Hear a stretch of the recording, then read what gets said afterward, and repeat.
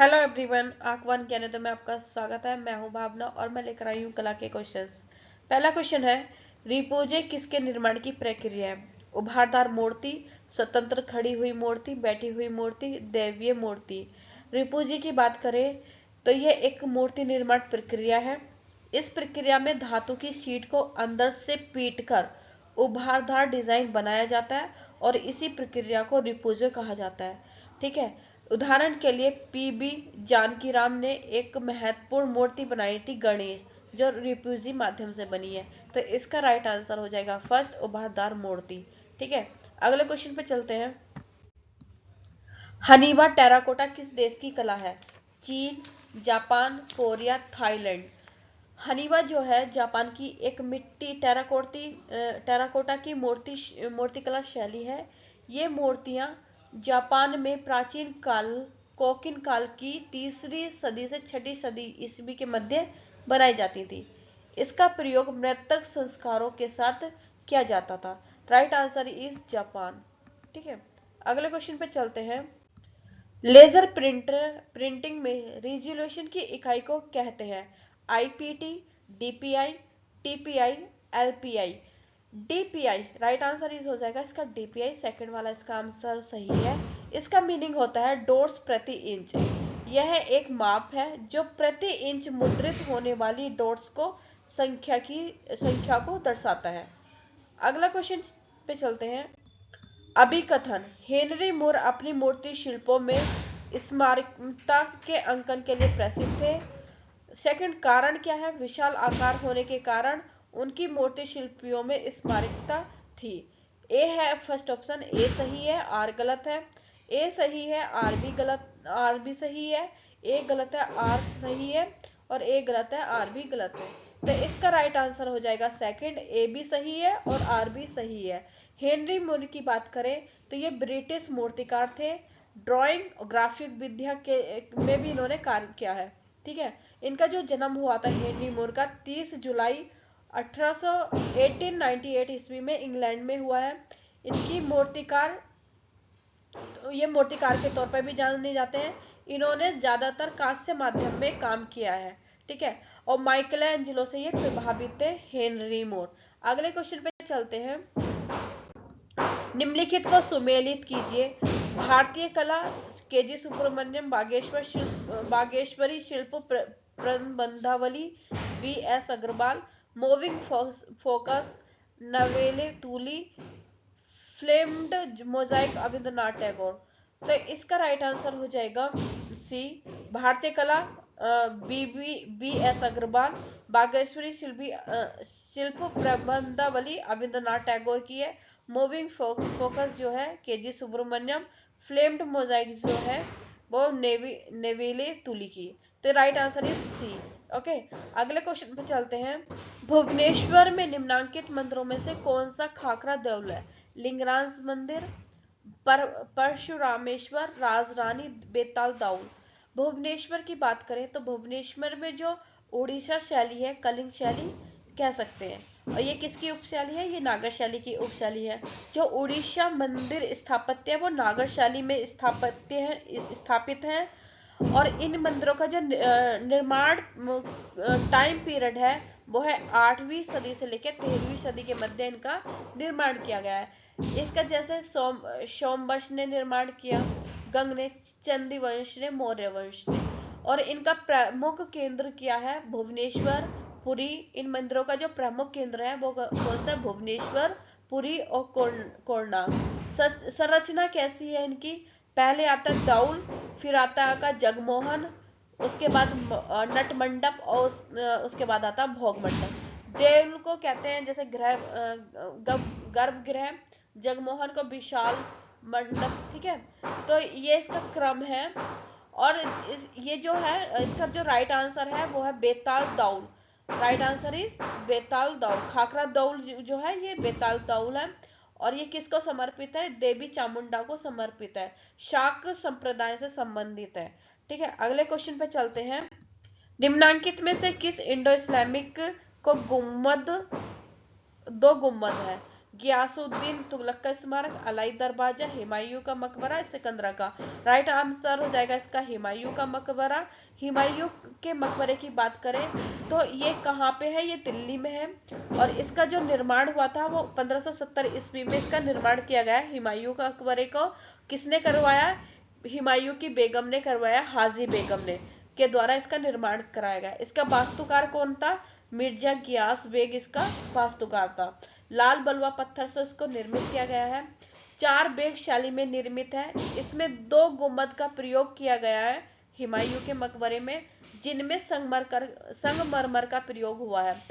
ताजमहल का पूर्ववर्ती है ये, ताजमहल का पूर्ववर्ती इसलिए कहते हैं क्योंकि जो इसके जो डिजाइन्स हैं, जो इसमें संगमर है, वो ताजमहल में भी यूज हुआ है, इसलिए इसको ताजमहल का पूर्ववर्ती भी कहा जाता है। इस मकबरे के बगल में मुगल शासक और तथा उनके पुत्रों राजकुमारों को दफनाया गया है। ठीक है, तो राइट आंसर हो जाएगा इसका थर्ड, हुमायूं का मकबरा। अगला क्वेश्चन है, सुल्तानगंज में पाई गई गुप्त काल की तांबे की बुद्ध प्रतिमा निम्नांकित में से किस मुद्रा को प्रदर्शित करती है? ध्यान मुद्रा, वितर्क मुद्रा, अभय मुद्रा, धर्म चक्र प्रवर्तन मुद्रा। राइट आंसर हो जाएगा इसका थर्ड, अभय मुद्रा। गुप्त काल की बात करें तो गुप्त काल में हिंदू धर्म, बौद्ध धर्म, जैन धर्म, तीनों धर्मों का विकास हुआ है। गुप्त काल में मूर्ति के प्रमुख केंद्र कौन कौन से थे? सारनाथ, मथुरा, पाटलिपुत्र। एक सुल्तानगंज की बात की गई है यहाँ पे। सुल्तानगंज में भागलपुर में, बिहार में है ये भागलपुर, सुल्तानगंज में स्थित 1861 में रेलवे का निर्माण के लिए खुदाई की जा रही थी। उसी दौरान यहाँ पे मूर्ति प्राप्त होती है बुद्ध जी की। ठीक है, और ये इसकी ऊंचाई कितनी है? 2.3 मीटर, ऊंची लगभग 7.5 फीट है, और इसका वजन है 500 किलो वजन इसमें है, इस मूर्ति में है। और ये अभी कहाँ पे है? ब्रिटिश संग्रहालय लंदन में सुरक्षित है। तो राइट आंसर इज अभय मुद्रा। नेक्स्ट क्वेश्चन पे चलते हैं।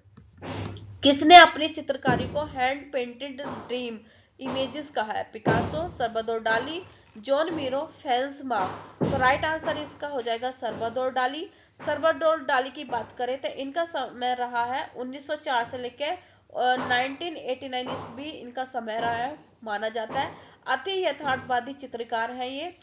ठीक है, इनका जो जन्म है 11 मई 1904 ईस्वी में इनका जन्म हुआ बार्सिलोना में, और बार्सिलोना जगह कहाँ पे है? स्पेन में है। आत्मकथा है इनकी सल्वाडोर डाली की, एक डायरी ऑफ जीनियस। इनके प्रमुख चित्र हैं जलता हुआ जिराफ, पिघलती हुई घड़ियां, गृह युद्ध में पूर्व सूचना, ईशा का क्रूशारोपण। ये इनके प्रमुख चित्र हैं जो एग्जाम्स में ज्यादातर पूछे जाते हैं। तो राइट आंसर हो जाएगा इसका सल्वाडोर डाली। अगले क्वेश्चन पे चलते हैं।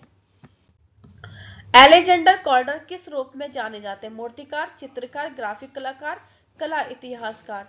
कॉल्डर की बात करें तो इनका जो टाइम पीरियड है 1898 से लेके 1976 ईस्वी माना जाता है। ये एक अमेरिकन मूर्तिकार के तौर पे जाने जाते हैं। एक पेंटर के रूप में भी जाने जाते हैं, पेंटिंग्स भी की हैं। लघु चित्र के तौर पर भी जाने जाते हैं, आभूषण डिजाइन के तौर पर भी जाने जाते हैं, एक थिएटर डिजाइन के तौर पर भी जाने जाते हैं। इनके जो दादा और पिता थे दोनों ही मूर्तिकार थे, और जो इनकी माता थी वो चित्रकारी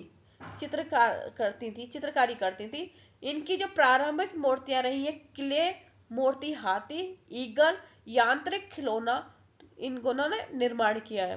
तो राइट आंसर इस हो जाएगा, जो ये अलेक्जेंडर कॉल्डर थे ये कौन थे? एक मूर्तिकार थे। अगला क्वेश्चन है,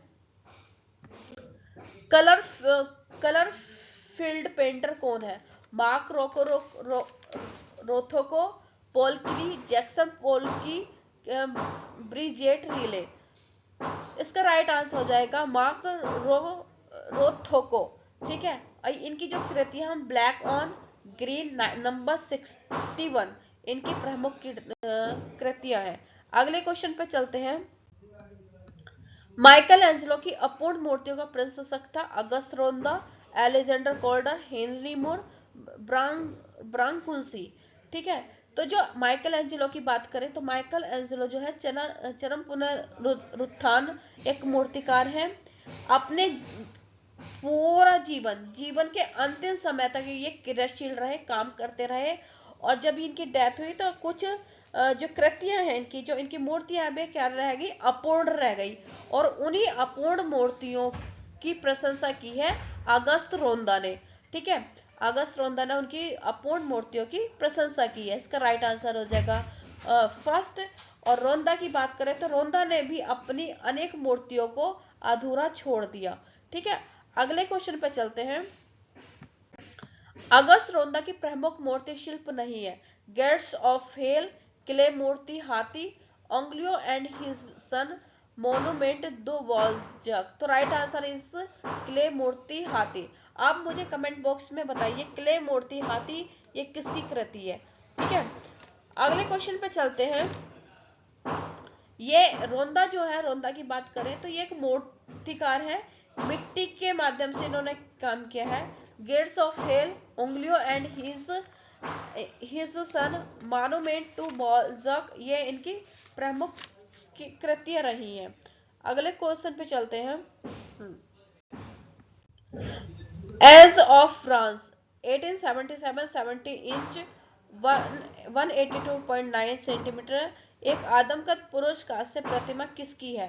तो इसका राइट आंसर हो जाएगा Rodin. Right answer is Rodin. अगले क्वेश्चन पर चलते हैं। दार्शनिक मूर्ति शिल्प किसका है। ये है आपका रोडिन का। ये है रोडिन, रोडिन इसका राइट आंसर हो जाएगा। अगले क्वेश्चन पर चलते हैं। कॉर्डर मूर्ति शिल्पों के अलावा किस विधा में पारंगत थे। पेंटिंग, लघुचित्र, थिएटर सेट डिजाइन, आभूषण डिजाइन, राजनीतिक पोस्टर। तो राइट आंसर इज डी सभी में। ठीक है, राइट आंसर इज डी। अगले क्वेश्चन पे चलते हैं। 1931 में कॉल्डर की मोटरों द्वारा संचालित मूर्तियों को मोबाइल नाम किसने दिया था। ये नाम दिया था मार्शल धूसा ने। Right answer is Marcel Duchamp. अगले क्वेश्चन पे चलते हैं। 1971 में कॉल्डर ने ओलंपिक मूर्ति शिल्प कला पार्क वाशिंगटन में अपने किस मूर्ति शिल्प की रचना की। राइट आंसर इज ईगल की। Right answer is eagle. अगले क्वेश्चन पे चलते हैं। आधुनिक यूरोपीय कला में प्रथम चलित मूर्ति शिल्प का सृजन किसने किया। Right answer Alexander Calder. Last and important question है। निम्न में से स्विस मूर्तिकार, चित्रकार, ड्राफ्ट्समैन एंड प्रिंट मेकर था। Right answer Alberto Giacometti. ठीक है, तो राइट आंसर इज थर्ड। दोस्तों, आपको हमारी वीडियो कैसी लग रही, प्लीज लाइक कमेंट सब्सक्राइब कीजिए। और 20 में से कितने आपके क्वेश्चन सही है आप कमेंट बॉक्स में जरूर बताइएगा। Thank you so much.